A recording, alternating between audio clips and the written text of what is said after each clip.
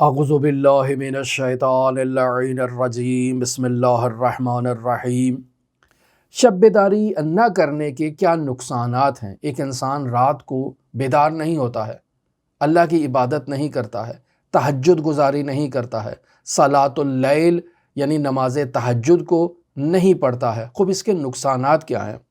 مرحوم علامہ حسینیہ طہرانی رضوان اللہ تعالی علیہ بیان کیا کرتے تھے کہ اگر کوئی شخص رات کو بیدار نہیں ہوتا، تہجد گزاری نہیں کرتا، نماز تہجد کو نہیں پڑھتا، تو وہ دن بھر جتنے بھی وظائف انجام دیتا ہے وہ مقبول نہیں ہیں۔ وہ انسان کی گردن سے وظیفے کو ساقط کرنے کے لیے ہیں، فقط واجب کی ادائیگی ہے۔ یا اسی طرح جو انسان دن بھر اذکار انجام دیتا ہے، جو دن بھر انسان مختلف معاملات پر توجہ کرتا ہے تاکہ اللہ کی طرف متوجہ ہو، یہ سب مقبول نہیں ہے۔ انسان نے ذکر کر لیا تمام رات، تمام دن ذکر کر لیا، لیکن تہجد اس کی زندگی میں موجود نہیں ہے تو یہ تمام اذکار اس کے لیے مفید نہیں ہیں۔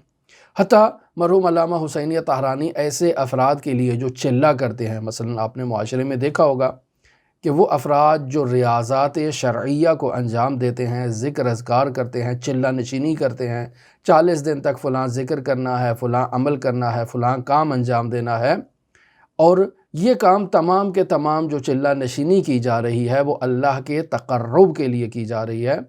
تو علامہ فرماتے تھے کہ اگر اس چلے کے دوران انسان ایک دن نماز تہجد نہیں پڑھتا، یعنی ایک رات وہ تہجد کے لیے بیدار نہیں ہوا، باقی جو ہے وہ تمام 40 دنوں میں اس نے جو ہے نا وہ 39 دن بیدار رہا، صرف ایک دن وہ مائنس ہو گیا بیچ میں سے، تو مرحوم علامہ فرماتے تھے کہ یہ چلہ اس کا گویا کہ باطل ہو چکا ہے، دوبارہ اول سے چلہ کمپلیٹ کرے۔ یعنی انسان نے 39 دن بیدار رہا، نماز تہجد کو اس نے پڑھا ہے، صرف 40ویں دن اس نے تہجد کو نہیں پڑھا ہے، تو یعنی اس کے پورے 40 دن کا عمل ضائع چلا گیا۔ دوبارہ اول سے 40 دن کا عمل آغاز کرے اور پھر ہر 40 دنوں میں ہر دن جو ہے وہ تہجد کے لیے بیدار ہو۔ بس اس قدر اہمیت رکھتا ہے تہجد کے لیے بیدار ہونا۔ اب نماز تہجد کے لیے مقدمات کیا ہیں؟ کچھ مقدمات علامہ طہرانی بیان کریں اور میں نے عرض کیا کہ میں آج کی گفتگو کے آخر میں تفصیل سے بیان کروں گا۔ تہجد کے مقدمات کیا ہیں؟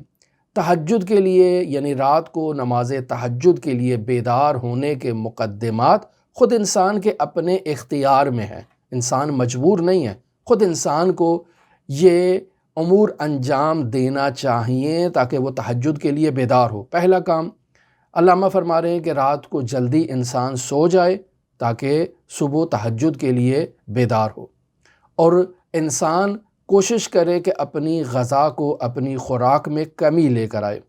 جو روایات میں بیان کیا گیا ہے کہ انسان جب اس کو بھوک لگتی ہے تو وہ کھانا کھائے، لیکن اپنی بھوک کو ساتھ رکھے، ایسا نہ ہو کہ گردن تک جو ہے وہ اپنے معدے کو بھر لے اور اصلاً اس کے وجود میں گنجائش ہی باقی نہ رہے۔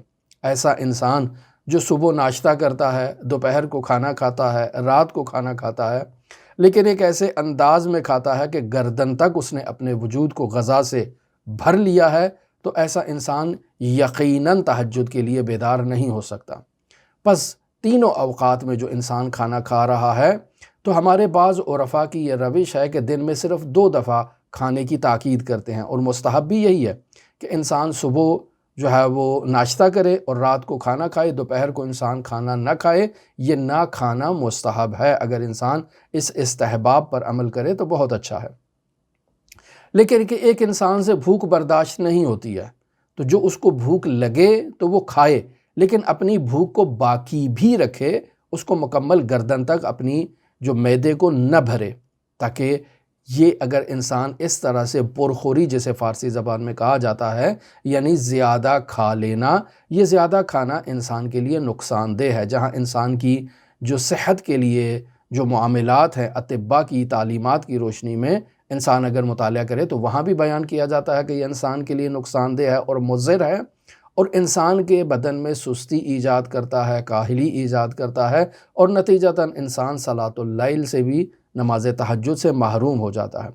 تیسرا اہم عامل جو یہاں علامہ نے بیان نہیں کیا ہے وہ ہے گناہ سے اجتناب۔ اگر کسی کے زندگی میں گناہ موجود ہے تو وہ نماز تہجد کی سعادت اسے نصیب نہیں ہوگی۔ علامہ صادق طہرانی کہتے ہیں کہ مجھ سے مرحوم ہاشم حداد رحمۃ اللہ علیہ نے یہ سوال کیا کہ آغا آپ کس وقت رات کو سوتے ہیں؟ تو علامہ صادق طہرانی کہتے ہیں کہ میں نے انہیں جواب دیا کہ رات کو 10 بجے یا 10:30 بجے میں سو جاتا ہوں۔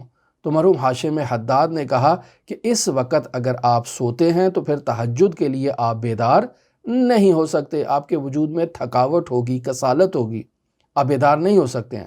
لہٰذا اکثر لوگ جو کہا کرتے ہیں کہ بھئی ہم تہجد کے لیے بیدار نہیں ہو سکتے ہیں، کوشش کرتے ہیں، جد و جہد کرتے ہیں، ہمارا ارادہ ہے، ہماری نیت ہے، ہم چاہتے ہیں کہ رات کی تاریکی میں اٹھ کے اللہ کی عبادت کریں، لیکن کامیاب نہیں ہوتے ہیں، موفق نہیں ہوتے ہیں، ہمیں کیا کرنا چاہیے؟ لہٰذا ایسے علماء اخلاق سے، علماء ربانی سے اکثر ایسے سوالات کیے جاتے ہیں کہ ہم کیا کریں کہ ہم موفق ہو جائیں۔ تو پہلا مرحلہ یہ ہے کہ انسان کو رات کو جلدی سو جانا چاہیے۔ دوسرا مرحلہ یہ ہے کہ انسان کو اپنی خوراک میں کمی لانی چاہیے۔ جو انسان کھانا کھا رہا ہے، بالخصوص جو رات کی غذا ہے، وہ ہلکی ہونی چاہیے۔ زیادہ مرغن غذائیں کھانا اور زیادہ جو ایسی چیزیں کھانا کہ جو انسان کے لیے سستی اور کاہلی کا سبب بنے، یہ انسان کی تہجد سے محرومی کا باعث بنتا ہے۔ یعنی اس قدر انسان کھانا کھائے کہ حتی بلغت الحلقوم، کہ انسان کی گردن تک پہنچ جائے۔ یہ روایت نہیں ہے، یہ آیت نہیں ہے، لیکن یہ کہا گیا ہے کہ انسان کو اپنی گردن تک پر کر کے کھانا نہیں کھانا چاہیے۔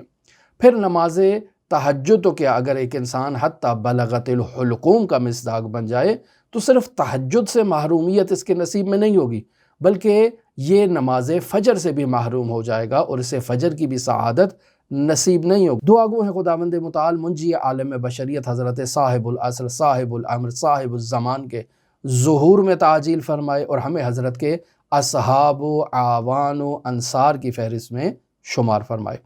اللہم صلی علی محمد و آل محمد وعجل فرج قائم آل محمد۔